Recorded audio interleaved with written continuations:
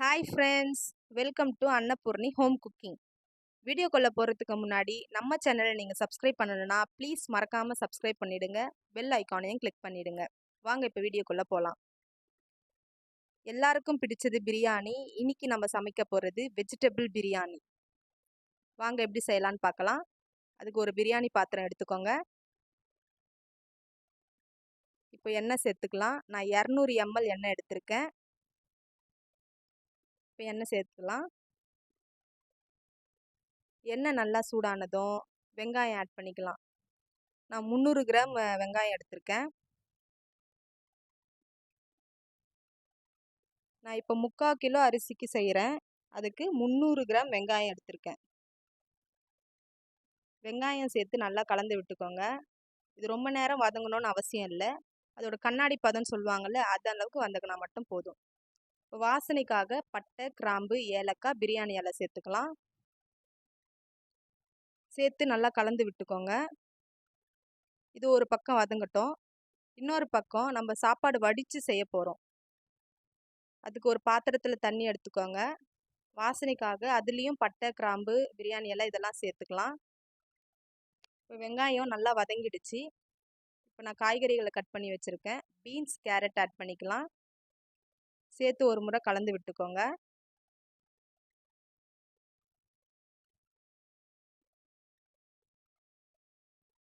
அடுத்ததா உருளைக்கிழங்கு கட் பண்ணி வச்சுருக்கேன். அதையும் இப்போ ஆட் பண்ணிக்கலாம்.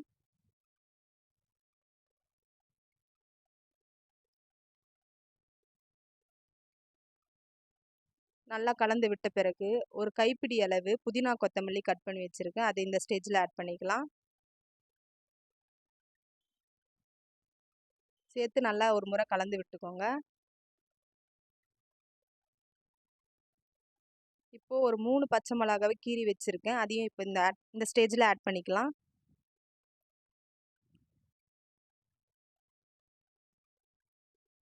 இப்போ அடுத்ததா இஞ்சி பூண்டு விழுது சேர்த்துக்கலாம். ஒரு 100 கிராம் இருக்கும். 100 கிராம் இஞ்சி பூண்டு விழுது சேர்த்து அதோட பச்சை வாசனை போகிற வரைக்கும் நல்லா வதக்கி விட்டுக்கோங்க.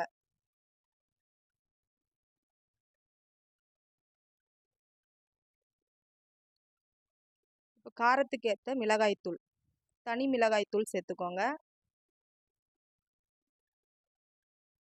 கூடவே மல்லித்தூள், இது ரெண்டுத்தையும் சேர்த்து நல்லா கலந்து விட்டுக்கோங்க. மசாலா வாடை போகிற வரைக்கும் வதக்கி எடுத்துட்டு இப்போ அடுத்ததாக தக்காளி சேர்த்துக்கலாம். தக்காளியோட அளவு பார்த்தீங்கன்னா 300 கிராம் தான்.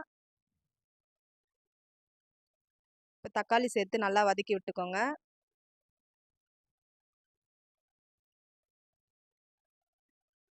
இப்போ இந்த காய் வேகிறதுக்கான தேவையான அளவு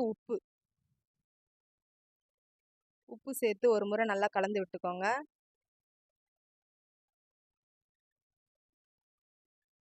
கலந்து விட்டுட்டு இப்போ அடுத்ததாக தயிர் ஆட் பண்ணிக்கலாம். இது ஒரு 100 கிராம் இருக்கும். தயிர் சேர்த்து ஒரு முறை நல்லா கலந்து விட்டுட்டு எண்ணெய் பிரிஞ்சு வர அளவுக்கு வேக விடுங்க.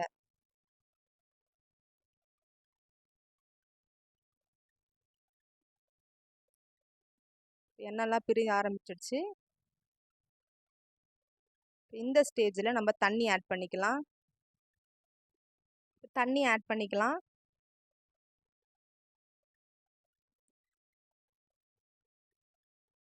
தண்ணி சேர்த்து நல்லா ஒன்று கூட கலந்து விட்டுருங்க. இப்போ இந்த ஸ்டேஜில் கொஞ்சமாக லெமன் புழிஞ்சு விட்டுக்கலாம். நான் அரை லெமன் எடுத்து புழிஞ்சு விட்டுருக்கேன். இப்போ ஒரு மூடி போட்டு காய்கறிகளை வேக விடலாம். இப்போ நம்மளுடைய பாஸ்மதி அரிசி வந்து ரெடி ஆயிடுச்சு. நான் 50% வேக வச்சு எடுத்து வச்சுருக்கேன். முழுசாக வேக வச்சு எடுத்து வைக்கக்கூடாது. இந்த மாதிரி வடிகட்டி எடுத்து வச்சுக்கோங்க. அப்புறம் நம்மளுடைய காய்கறிகளும் வெந்துடுச்சு. இப்போ நம்ம எடுத்து வச்ச அரிசியும் இப்போ இதில் சேர்த்துக்கலாம்.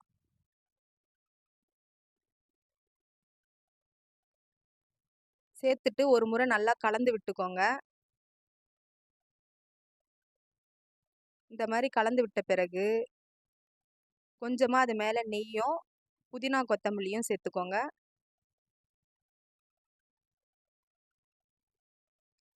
சேர்த்து மூடி போட்டு தம் போட்டுருங்க. கீழே ஒரு தவா வச்சு மேலே ஒரு வெயிட் வச்சுடுங்க. ஒரு 10 to 15 மினிட்ஸ். இப்போ நம்மளுடைய வெஜிடபிள் பிரியாணி ரெடி ஆயிடுச்சு. இது சைட்லேருந்து இந்த மாதிரி கிளறி விடுங்க.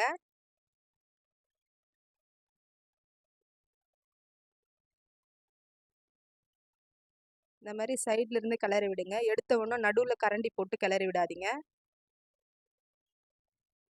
நம்மளோட அரிசி வந்து உடையாம எவ்வளோ சூப்பராக வந்திருக்கு பாருங்க. அப்படியே முழுசு முழுசா இருக்கு பாஸ்மதி அரிசி. நல்லா பொல பொலன்னு இருக்கு. இது ஒரு நல்ல லஞ்ச் பாக்ஸ் ரெசிபியும் கூட. இதுக்கு சைட் டிஷ்ஷாக புதினா துவையலும் ராய்த்தாவும் வச்சுருக்கேன்.